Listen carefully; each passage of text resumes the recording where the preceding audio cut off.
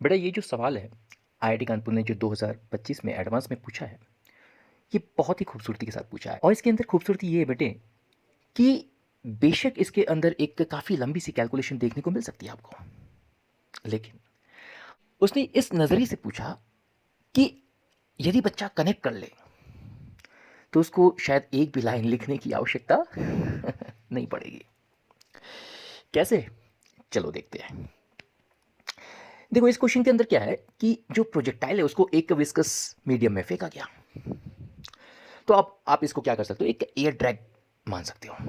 Viscous ना बोलकर air drag बोल सकते हो।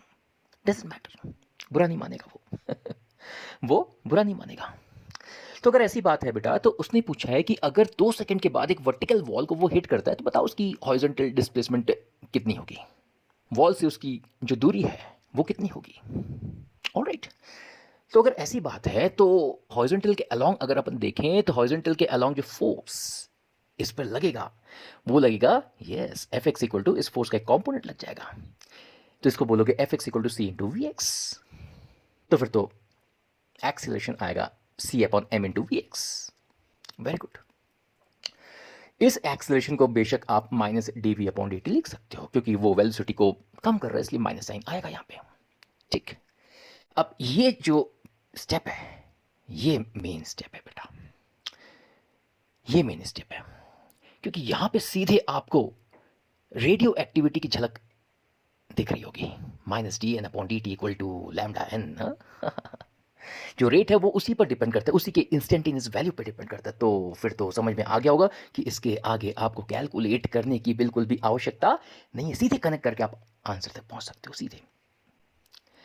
तो फिर तो बिल्कुल वैसे ही होगा जैसे कि रेडियो एक्टिविटी में होता था कि भाई n equal to N not e की पावर माइनस लैम्डा टी हुआ करता था। तो यहाँ पे V x equal to V not X, सीधे ओरली वर्बली आप लिख सकते हो वी नॉट एक्स ई की पावर माइनस लैम्डा टी।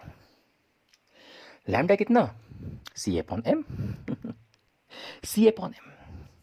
अब जैसे ही आपने इस चीज को देखा तो आपके दिमाग में ये चीज आ गई होगी कि भाई ये तो एक एक्सपोनेंशियल प्रोसेस है, ये तो एक एक्सपोनेंशियल प्रोसेस है। और जो एक्सपोनेंशियल प्रोसेस होते हैं बेटा उनकी एक खास बात होती है, एक खास बात होती है।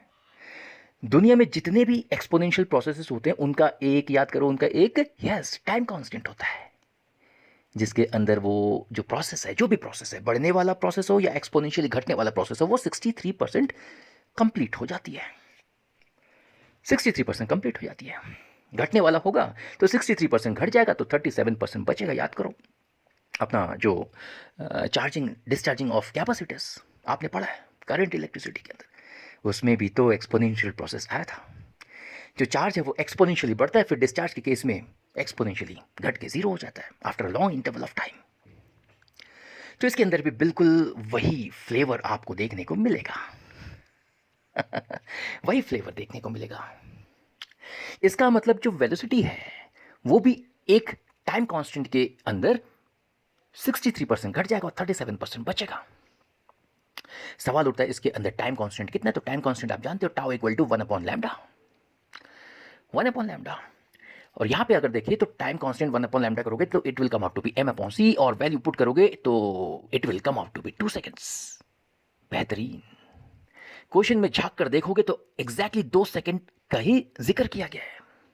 यानी आपको समझ में आ गया होगा कि सवाल पूछने वाले ने बिल्कुल इसी थॉट प्रोसेस के साथ, इसी सोच के साथ उन्होंने क्वेश्चन को डाला है। तो भाई 2 सेकंड यानी एक टाइम कांस्टेंट के बाद जो वेलोसिटी वो 37% रह जाएगी। इनिशियल वेलोसिटी कितनी, एक्स में देखो 270 का कॉस 60, कॉस 60 यानी 1/2, तो 270 का कॉस 60 यानी कि 270 का आधा यानी 135। Very good.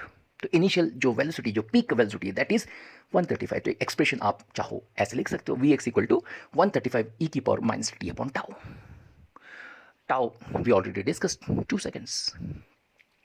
तो अगर 2 सेकंड के बाद अगर इन्होंने पूछा होता कि वेलोसिटी कितनी होगी, किस वेलोसिटी के साथ, हॉरिजॉन्टल वेलोसिटी के साथ वो हिट करेगा, तो उसका उत्तर होता यस 37%। इसका निकाल लो, 135 का 37% कितना हो जाएगा, 50 मीटर पर सेकेंड। 0.37 से मल्टीप्लाई करोगे it will come out to be 50 metre per second. ठीक है, बात समझ। लेकिन इसके अंदर उन्होंने एक स्टेप और आगे पूछ लिया, उन्होंने पूछा कि भैया ये डिस्टेंस कितना होगा। तो आप हॉरिजॉन्टल में डिस्प्लेसमेंट निकाल लो।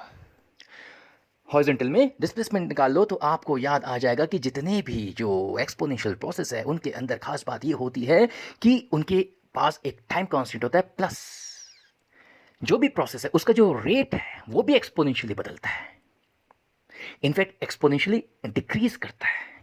जो रेट है डिफरेंशिएट करोगे तो वो भी एक्सपोनेंशियली आएगा। तो याद रखेंगे कोई भी एक्सपोनेंशियल प्रोसेस आपको दिख गया लाइफ में, याद रख लेंगे पहली चीज उसको पूरा होने में बहुत लंबा वक्त लगेगा, पहली चीज। दूसरी चीज टाइम कांस्टेंट होगा, एक टाइम कांस्टेंट में 63% उसका पूरा हो जाएगा। तीसरी बात याद रखोगे कि उसका जो रेट होगा, उस प्रोसेस का जो रेट होगा वो भी एक्सपोनेंशियली डिक्रीज करेगा। Very good. इसका मतलब ये हो गया कि जो डिस्प्लेसमेंट है वो भी एक्सपोनेंशियली ही चेंज हो रहा होगा। अब सवाल उठता है घट रहा है कि बढ़ रहा है?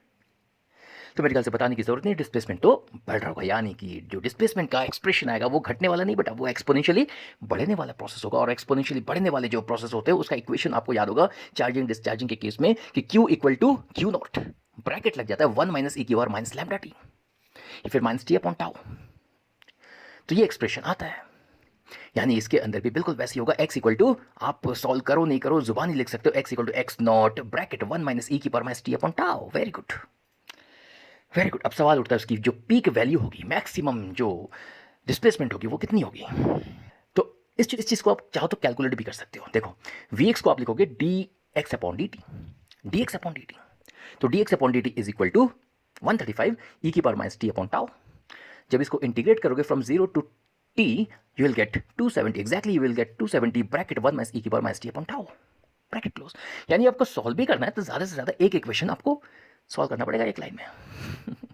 ठीक, तो आपको समझ में आ गया होगा बेटा कि इसके अंदर भी जो डिस्प्लेसमेंट है वो बिल्कुल एक्सपोनेंशियली बढ़ रहा होगा, और एक टाइम कांस्टेंट में जैसा मैंने कहा 63% पीक वैल्यू की 63% वो बढ़ जाएगी। तो 270 का जो 63% होगा वो कितना होगा निकाल लो, 0.63 से मल्टीप्लाई करोगे, it will come out to be yes 170 metre exactly.